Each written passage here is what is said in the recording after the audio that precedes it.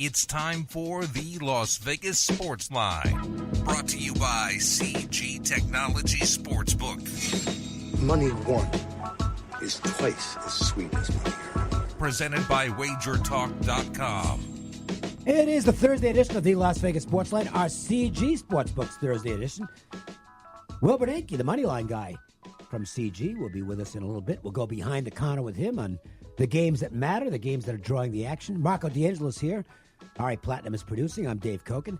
Welcome back. As you were back east, checking out your the horses you own that race on the harness circuit, Sin City Boogie, Sin City Lori, and mixed bag of results with Boogie getting some money and Lori having a bit of a disappointment. Yeah, Lori finished fourth, and she's a 3-year-old, only has 5 starts, Dave, and unfortunately, horses can't tell you what they need, and we made an equipment change on her that we thought was for the better, and it wasn't, so we got to go back to the drawing board on her. But Sin City Boogie on Saturday, big thrill, just got beat ahead in 151-2, Dave, which would have been the fastest racehorse I ever owned in a winning time.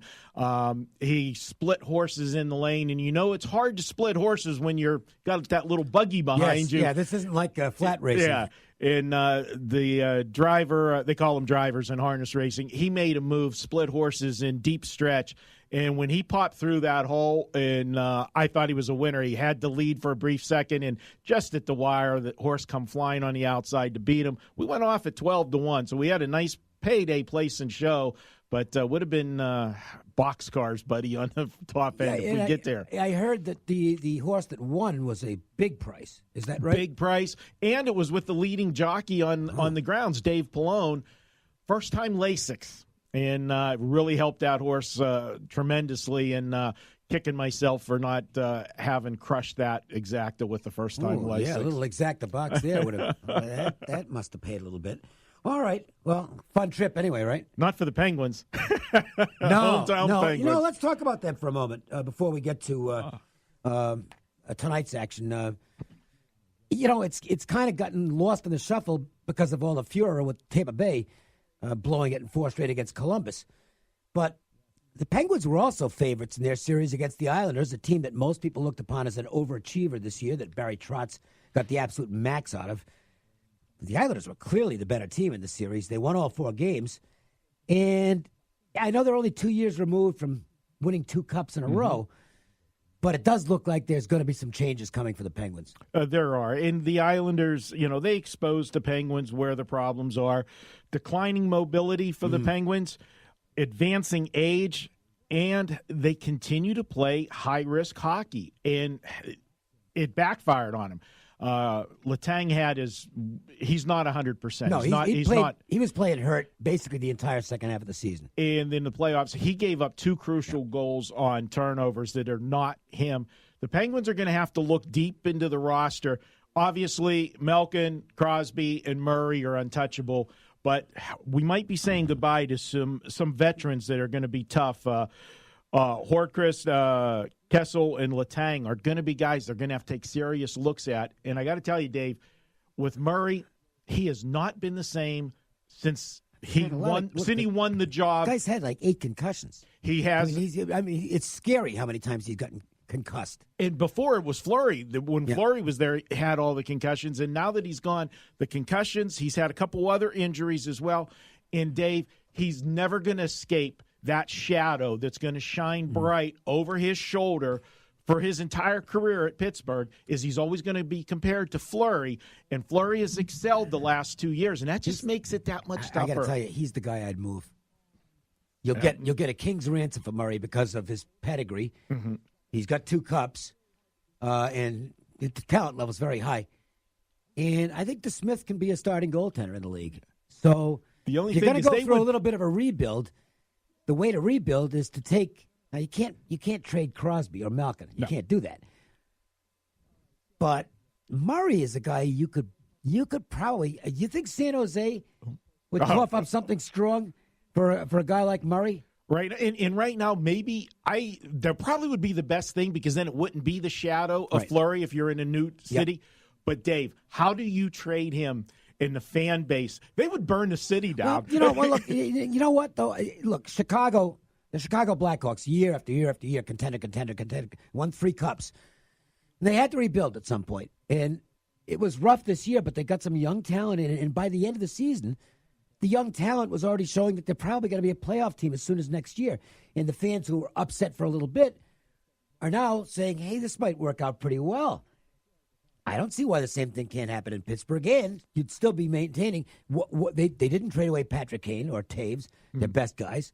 And likewise in Pittsburgh, you don't trade Crosby or Malkin. You just make everybody else available. Yeah, the fan base was split on getting rid of Fleury. And fans don't know what they're talking about anyway, for the most part. Sorry, they just don't. All right, let's look ahead. That's enough of what took place. We want to talk about what's taking place, and we will do that with the Thursday MJ Christensen 4 at 4. 1, 2, 3 into the 4. Put them 4s up. Put the 4s up, I said. Do it right now. Tonight's action is just around the bend, and the guys want to get your night off to a great start. 4. It's the Las Vegas Sportsline's 4 at 4. Not 1, not 2, not 3, but 4. Unbelievable. And, all month long, they're celebrating the 80th anniversary of being in business here in Las Vegas at MJ Christensen. But today is the actual 80th anniversary. 80 years ago today, they opened their doors, and they weren't a jewelry store. They were. Cliff Miller told us the story. It was in yesterday's show. It's fascinating how the business got started. Here it is 80 years later, and they're flourishing. And today is the day you want to get down there between now and 6:30 when they close, because there are some phenomenal, amazing specials on the floor with up to 80% off. They aren't getting undersold today on anything. Let's put it that way. So head over to Boca Park and be a part of the celebration. They've got cocktails and all kinds of good stuff being served. There's a lot of fun over there today at MJ Christensen Diamonds in Boca Park. We move to the ice for a couple of games. We're going to save the NBA for later in the show. We are definitely breaking down the 3 games in the NBA tonight. But for now, we'll start with the Capitals and Hurricanes, and Carolina got back in the series with a solid performance in Game 3. Now 2-1. Can the Hurricanes turn this one into an upset possibility against the defending champions? Well, they need to win tonight to do so. And the team's they've got a pretty good home ice advantage right now. That crowd has really gotten into that team. No question about that, Dave. But it's one thing to win a Game 3 when you're down 0-2 because the road team, maybe relaxes just a little bit. Everything's going good. We'll see what they can do in Game 4. I'll tell you where I'm zeroing in on. I found a stat, and Dave, you're going to love this. You love league-wide stats, and this one is just simple. There's no ifs, ands, or buts about it. It's purely Game 4 of the first round. This is only in the first round. Do you realize Game 4 is blindly playing them the last 5 years in the playoffs? 46-18 to the under. Wow. Games 4. I'm going under in this one. We got to get Holtby back on track. You realize he's given up 8 goals now over the last 5 periods. He's got to get him back with a big performance for Washington. With Tampa Bay out of it, Washington's now the highest seed left in the East. Well, can you imagine? Not in the whole East. Well, in their bracket. Right. Yeah.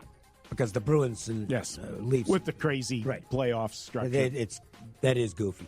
Obviously, Svechnikov will not be playing tonight after getting knocked out by big Ovechkin the other night. That's a 19-year-old who might want to pick his spots.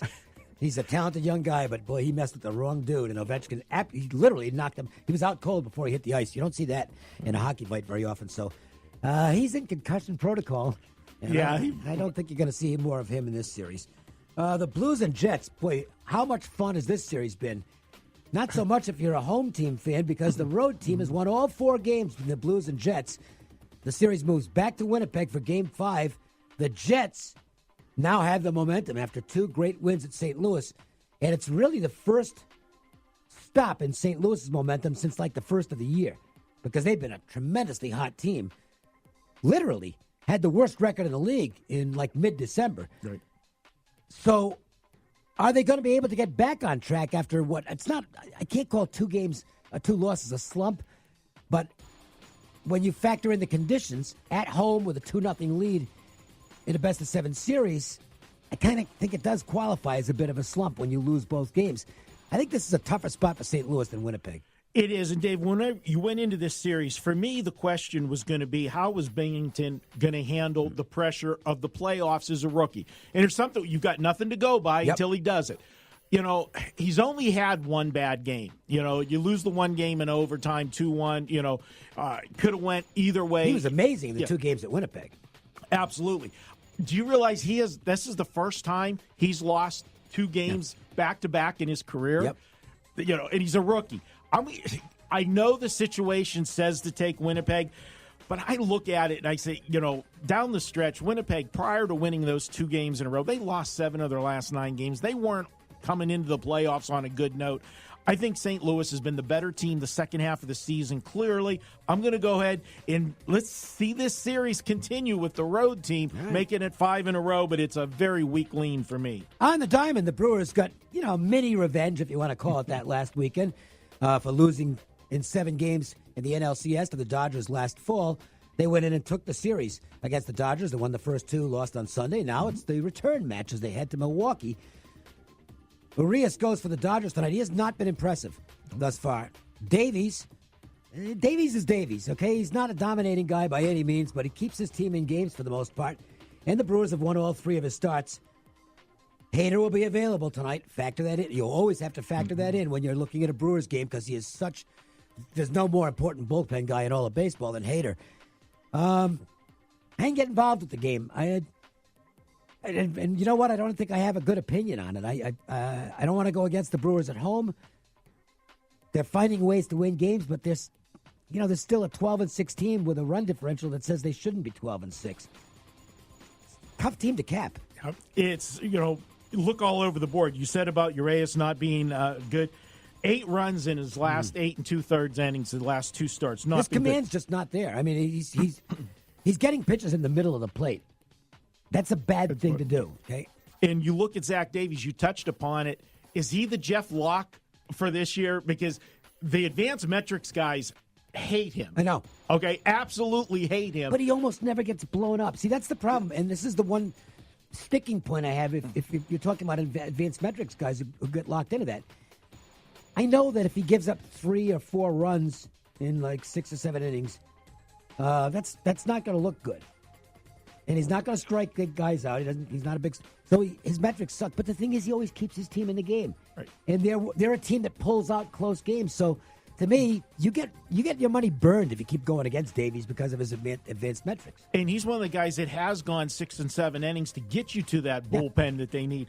And in his last 3 starts against the Dodgers, he's given up just 1 run in 20 innings of work. That's pretty good. With a 19-1 strikeout to walk ratio. I'm on Milwaukee at home. By the way, Jeffress is back off the DL, so now their bullpen got even stronger. In the Mariners and Angels matchup, and the Angels will be delighted to get back home. They have been the home-road dichotomy team this year in Major League Baseball. Very good at home, horrific on the road. They're catching the Mariners at the right time. Seattle has hit the skids after going 13-2. Now they're 13-8. The home run streak ended yesterday, the first time all season they've gone homerless in a game. This team still have issues, okay? I don't think they're that good a baseball team. They're going to hit, but the pitching is really sketchy. The bullpen's not good. And check the lineups. They might be without Mitch Haniger tonight, who has some kind of an illness and was listed as questionable this morning. So that's one where you might want to wait for the lineups because Haniger is a big part of their offense. I agree with you 100% there, Dave. Seattle, though, before we push the panic button, they're not as good as the 13-2, clearly. They're not as bad as this 0-6 run either. Let's remember, they faced Houston, who right now is playing great baseball, and then they faced Cleveland, who had to be absolutely embarrassed after the Kansas City series went in there. So I'm not pushing the panic button on Seattle yet.